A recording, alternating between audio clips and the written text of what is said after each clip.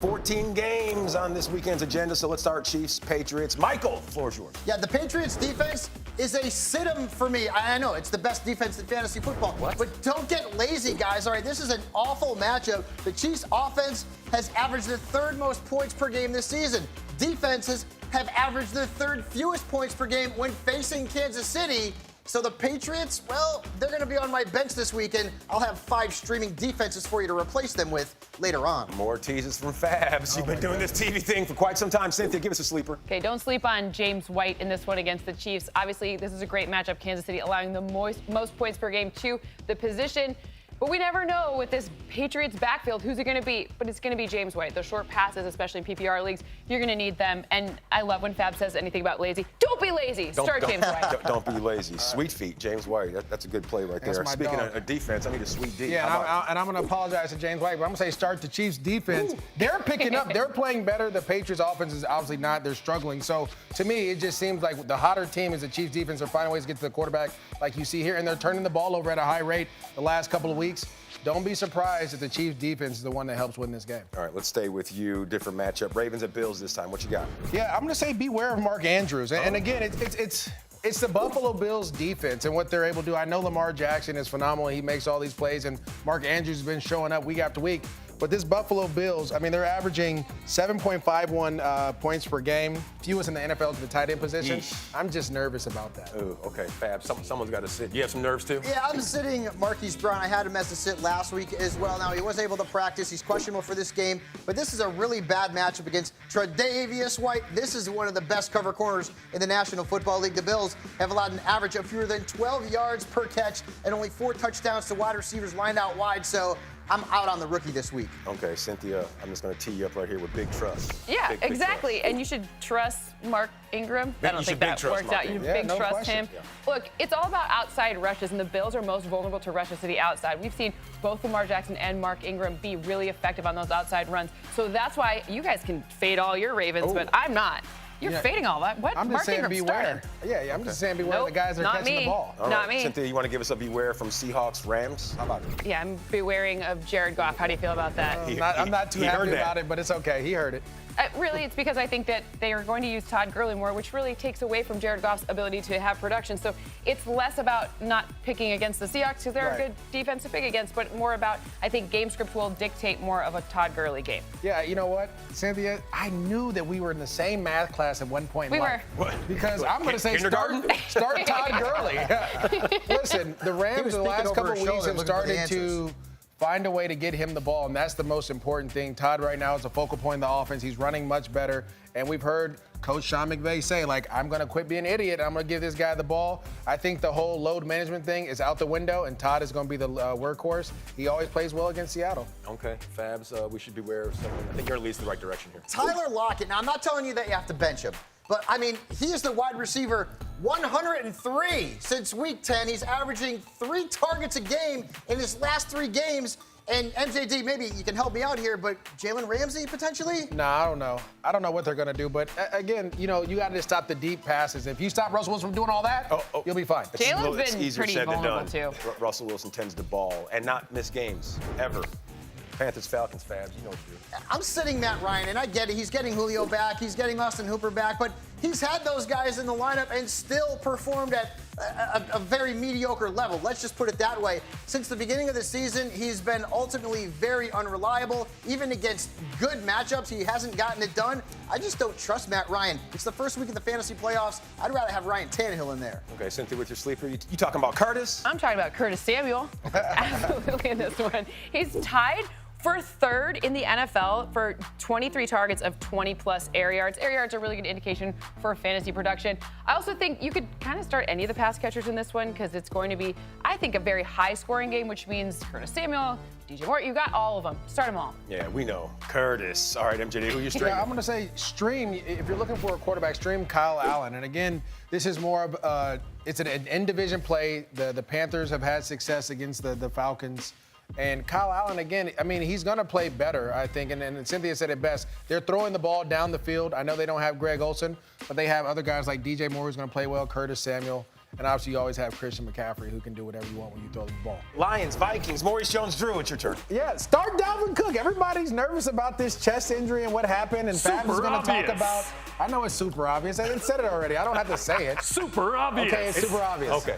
But listen, start him. I get it. Everyone's nervous. People are asking me, should I start him? Start him. Or Madison? No, start him. Don't worry about no one else. I'm sorry. Super obvious. It's even more super obvious because Adam Thielen doubtful with that hamstring injury. All right, Cynthia, deep sleeper. You want to give us one? Danny Amendola. Okay. Is that super obvious or? You don't think No, that's it's a not. super It's not. obvious? That's a deep sleeper. Okay, I don't know okay. if many people have him. I think he's probably available on many waiver wires. With TJ Hawkinson out, it leaves more opportunities for those slot receptions. Danny Amendola typically is in the slot when it's not TJ Hawkinson. Okay. So ultimately, you want to take the volume there. Okay. Steelers at the Cardinals. Michael, you want to I'm going to give you a deep sleeper. Devlin Hodges. He's not hunting duck this week. He's hunting Cardinal. The Cardinals have been awful against quarterbacks this season. In fact, earlier this year, Kyle Allen, in his first start for the Panthers, had over 24 fantasy points against them. So if you're in a super flex or 2 QB league, Mr. Duck is worth a look. Okay, MJ, you kind of doubling down on this well, one? I'm going to say start all the Steelers right here. And this is why. Arizona is in the top 10 in every category, giving up fantasy points to every position, right? So quarterbacks, Fab just said, most in the NFL. Running backs, 10th most in the NFL. Receivers, 3rd most in the NFL. And tight end, most in the NFL. So you have an opportunity, play Snell, Samuels, Washington, Vance McDonald. Play all of them. Try to find a way to get a little bit of everything. You just pick up a fantasy punter? If I could. Bengals at Browns. Cynthia, go. Okay, so I have a pretty deep sleeper. Sleeper here, Auden Tate. Ultimately, in this one, you want to look to see what happens to this offense when you have their normal Andy Dalton quarterback. More passes, like 70% pass versus like 54 with any other situation. So more passes, Auden Tate, no A.J. Green, surprise, surprise. Auden Tate, great for DFS purposes too. Big Mike. Yeah, this one's kind of low-hanging fruit, but you're going to start Jarvis Landry. He's actually the wide receiver 5 since week 8, averaging nearly 20 fantasy points per game. The Bengals have allowed the most yards per catch to the slot since week 8 at 20 per. So this is a very, very strong play. Get Jarvis Landry into your lineup. All right, good call there, Fabs. And let's continue with Cleveland because tight end David Njoku expected to play, of course, coming off of the IR with that banged-up wrist. And for any of the Browns to have success this weekend, they're going to need a good baker in the kitchen, not bad baker. Right? On Cynthia, 49ers and Saints, who you starting? Please start Deebo Samuel. He's only had 100-plus receiving yards or a touchdown in 4 straight games. If you look at the matchup against New Orleans, you know they've allowed, the 9th most receiving yards per game, the 10th most fantasy points per game to the wideout position. Deebo Samuel's a great pick in this one. Let the other better corners handle Emmanuel Sanders. Get Deebo. MJD, you start Debo. He may not steal your bike, but who are you starting? He may steal your chain. I'm going to go ahead and start Taysom Hill in the Super Flex League.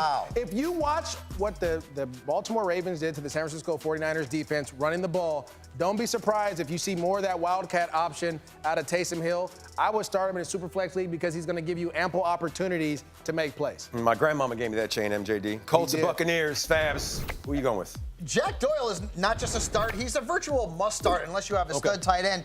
I mean, he's got a great matchup against the Buccaneers. They've given up 7 touchdowns, the 5th most fantasy points to tight ends. And we all know that the Colts passing game is all banged up. T.Y. Hilton, Eric Ebron. So Jack Doyle is a tremendous play. Cynthia, you're starting the Rascal? Yeah, Zach Pascal. There you go. I like this one because Tampa Bay is only allowing the most fantasy points per game to number 1 wideouts, most of the wide receiver position in general. T.Y. Hilton not playing. There's a lot of questions on who to throw the ball to, but you know who's not a question? Who's that? Zach Pascal. The Rascal. Okay. Start him. No question marks around the Rascal, but Adam Vinatieri, he will be out with that knee injury. Let's hope Chase he can start putting it through the upright sometime soon. Redskins, Packers, MJD. It's your turn. I already told you guys I like Jamal Williams and I like these backs. I say start Aaron Jones in this, and not just because they're running the ball with him, but I think he's going to be a valuable weapon out of the backfield. Aaron Rodgers is going to be looking to this young man to make a play, and normally when he has a bad game or 2 or 3, he bounces back soon. Okay, Fab, this guy has you scared? Yeah, I've got to send Terry McLaurin. I actually caught him in a couple of leagues, and it has nothing to do with him. I said this on Wednesday. He's the best player in the National Football League that I can't play in fantasy football because he's averaging fewer than 4 catches a game with that quarterback, Dwayne Haskins. If it was Case Keenum, different story, but with Haskins under center and they're playing in Green Bay, Get a pass. Yeah, in 5 of his last 6, fewer than 10 points. No bueno. For Scary Terry. Titans, Raiders. MJD, you like the Raiders, don't you? I love the Raiders. They were my team for a while there for about 6 months. But I say this, beware of Tyrell Williams. And it's not because of him. He's done a great job of getting open. It's just right now, him and Derek Carr aren't on the same page. So I would wait to see if you can have a different play them. If you don't, just stick with him. Hopefully he can get you some points. Okay, Jon Gruden, he says that Josh Jacobs didn't do much of practice today with that bum shoulder, and he's listed as questionable. So this is one you want to keep a very, very close eye on. Fabs, give me a starter. Yeah, start Ryan Tannehill. Talked about him in my DFS lineup. He's had 18-plus fantasy points in all but one of his starts as the Titans guy. And the Raiders have allowed 27 touchdown passes and the 4th most fantasy points to quarterbacks, so the matchup is certainly right. Yeah, Tannehill's certainly hitting his stride in the Music City. Chargers, Jaguars. Cynthia, how you feel about this one when it comes to starts? I think this one's pretty obvious, but I want you to start Melvin Gordon. If it were MJD, it'd be super obvious. It's just pretty obvious. I mean, Miles Jack is out, so I get it. Okay, and also Jacksonville's allowing 5.3 yards per rush. That's second most in the NFL to running back position. You could probably get 5.6 at least, right? Whoa. I'm being nice. I'm being nice to MJD. It's okay. All right, you're starting you're talking about my Jags here. I can't do Okay. No, you know. But here's a super obvious start for you guys. Gardner Minshew. A what? Is that the super obvious sit? No, right? super obvious. There it is. There it is. There you go. Melvin Gordon. He's gonna bring the energy, okay? And when he was playing, he had 14 TDs. Super obvious. That's right, super obvious, and 5 interceptions. I think they're gonna get back to that. And they're so much more creative with him in the pocket. He just brings the juice. That's what you need. You need some energy over there in Duval County, and he brings it. Yeah, Minshew mania. Bringing a little water. Look at that. Look at that. Ain't nobody doing that. Dolphins, Jets, Michael. Yeah, I'm going to start Sam Darnold. I know that he was a disappointment last week. I get it. But he's been better at MetLife Stadium, and the matchup is great. The Dolphins have allowed 29 touchdown passes and the 3rd most fantasy points to quarterbacks. So, Sam, get him in your lineup. Okay, so unless you have to, I'd beware Patrick Laird for me. The Jets are the stingiest against the run if you look at a per carry basis. It's not a great opportunity to making your first real start for a good team against this defense in this capacity. Yeah, desperate. Broncos and Texans. What do you got, Cynthia? Well, in this one, I like Cortland Sutton. I know Drew Lock can be a little dicey because it's his second time starting and you don't really know what you're going to get. But against the Texans and their secondary, I really like his opportunity in this one. So Cortland Sutton, he's a wideout one. You're going to start him. He's been so good. He's been great.